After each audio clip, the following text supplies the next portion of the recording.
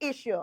Makakasama natin ngayon, nasa kabilang linya na si Commodore J. Tristan Tariela. Hello po, sir. Magandang umaga. Welcome sa Bombo Radio Coronada.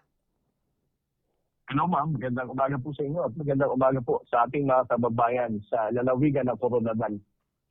Maraming salamat po talaga sa time nyo ngayong umaga na makasama namin kayo sa mga katanungan at syempre may dagdag na kaalaman no, para sa mga residente ng lungsod ng Coronadal at lalawigan ng South Cotabato at mga karatig po na lugar.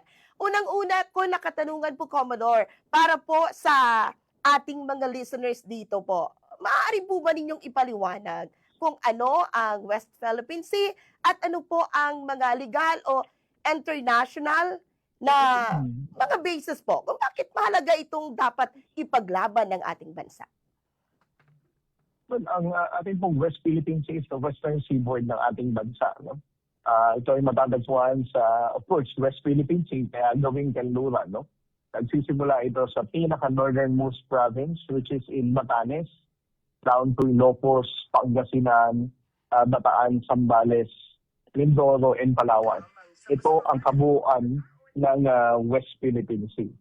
Ngayon, ang tanong is, ano ang basihan natin dito? Yes. Of course, we already have our own laws. No? Meron tayong tinatawag na Philippine Maritime Zones Act. Meron din tayong nagpatas na nag-define ng ating baseline.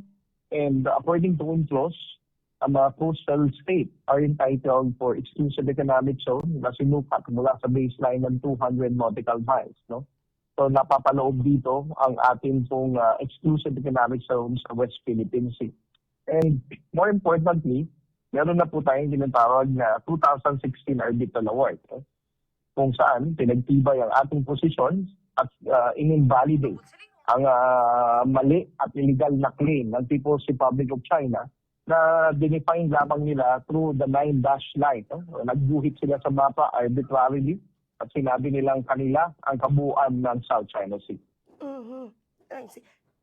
Pero sa kasalukuyan po ng sitwasyon ngayon sa West Philippine Sea at ang mas malawak po na perspektibo nito, ano po yung epekto nito sa ating soberenya po? Sa seguridad din, sa ekonomiya at itong ating mga marine at fisheries resources po, Commodore?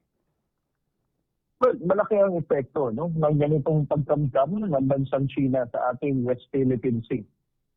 Una sa lahat, of course, yung ating food security. No? Malaking bahagi ng ating pong mga yamang dagat ay kinukuha sa West Philippine Sea. And then the second one is energy security.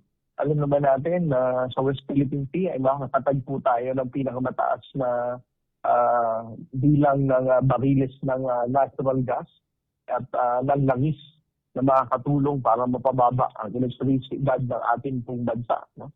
So these are the two important things. No? And lastly, of course, we need to understand na ang ating laban sa West Philippine Sea ay sumisimbolo sa ating pagka-Pilipino. It represents our own national identity as one country. At dapat pong hindi nating hayaan ang bansang katulad ng China na yurakan ang ating karapatan sa ating pong susunod na lahing Pilipino at sa ating pong mga maayos-tang Pilipino.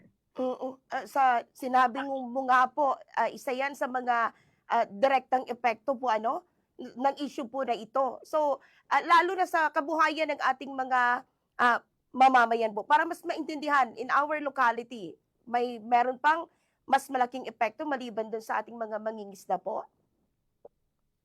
Well, para sa akin, ang pinakamahalagang explanation natin dito, ma'am, is the mere fact na tayong lahat ay tinatawag nating Pilipino tayo. So regardless kung nasa Coronadal ka man, hanggat nakaapa ka sa Pilipinas, you need to understand that our fight in the West Philippine Sea is a fight for everyone. No? We should not look at it na wala namang kinalaman sa mga taga-Coronadal to kasi malayo sa atin to. Paulit-ulit natin kinakanta ang ating national anthem. We hold the same passport. We call ourselves Filipino. Kapag nananalo tayo ng gold medal sa Olympics, proud tayong Filipino. Pero pag pinag-usapan natin ng West Philippine Sea, sasabihin natin malayo tayo. I think that is our greatest challenge right now. No?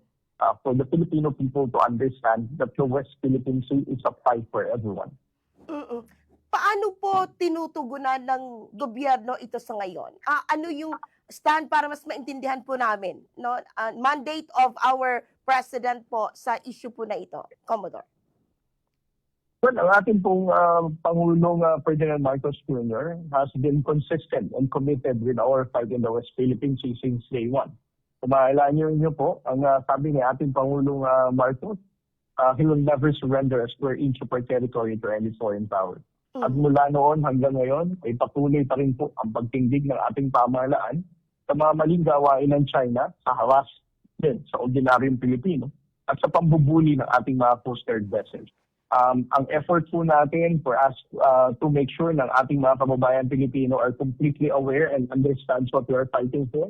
We have the Transparency Initiative kung saan inilalahad natin at isinasa publiko ang lahat ng insidente at pambababoy ng Chinese government sa ating pong karagatan sa West Philippine Sea. Okay, see. So, kasabay po nito itong mga isyo na kamakalain lamang ang mga misinformation, disinformation, pati na rin po yung pro-China trolling online. Ano ba yung epekto nito, sir? Especially para mas maintindihan po ng publiko, ano rin ang ginagawa to counter ng ating gobyerno? Well, alam mo, ma'am, ang pinakamahalagang effort ng ating pamahalaan to the Presidential Communications Office and the Philippine Information Agency is to reach out to our media friends, no? Even the grassroots radio stations in different parts of the country, katulad ng ginagawa natin ngayon. So, kaya nagpapasalamat ako kay Director General Tapni Castro para ating pong maipabot, no, sa kasuluk-sulukan ng ating bansa ang mga tamang impormasyon pagdating sa West Philippine Sea. I see. And of course, kamakailan, naging mainit din po yung palitan, di amano ng pahayag sa pagitan ng ilang Philippine officials, kabilang na po kayo doon, yung Chinese Embassy. Paano naman ito nakakaapekto sa diskurso ng publiko sa pagpapaliwanag ng posisyon ng Pilipinas sa West Philippine Sea po? Well, para sa akin, ang mga diskursong ganito, no, kung saan umabot ito sa Kongreso, Senado, ay isang masiglang diskurso para mas maintindihan ng ating mga mambabatas, bigyang mamulat ang ating mga kababayang Pilipino sa kung ano talaga ang posisyon natin. A lot of Filipino voters have already understood the importance of voting the right candidates in Senate and also in Congress. No? At para sa akin, ito ang pinakamahalagang naging result, no, ng ginawa ng Chinese Embassy for the past days, kung saan they have been very loud in complaining about our factual narrative na sinusugan naman ng ilang mambabatas. I see. And of course, ito bilang panghuli, ang mensahe niyo po na nais iparating sa mga mamamayan po dito, not only in South Cotabato, South Central Mindanao, and worldwide na nanonood din ngayon sa Facebook Live at YouTube channel ng Bambo Radio Coronadal sa issue po sa West Philippine Sea, lalong-lalo na sa kahalagahan ng tamang impormasyon, pagkakaisa at suporta sa mga hakbang po ng pamahalaan. Maraming salamat sa opportunity na ito. No? I have three important messages, no, sa ating mga kababayan sa Coronadal at sa South Cotabato. No? Una sa lahat, ang aking panawagan ay sana maintindihan natin lahat, no, na regardless, wherever you are from, kahit ikaw ang taga Mindanao or Visayas or taga Baguio City sa Luzon, pagdating pa sa West Philippine Sea, we need to understand na it's not just a fight for those who are near West Philippine Sea, or it's not just a concern for the Coast Guard or the Armed Forces of the Philippines. Ito ay laban natin lahat bilang Pilipino, because this is a responsibility that we need to pay for the next generation. Meron pa silang West Philippine Sea titindigan sa mga susunod na taon. No? Secondly, we need to understand na lahat tayo ay may obligasyon para magbigay ng tamang informasyon sa publiko. It's not just a role for the spokesperson or the government or our media friends, no, to counter disinformation and fake news. This is patriotic duty for everybody.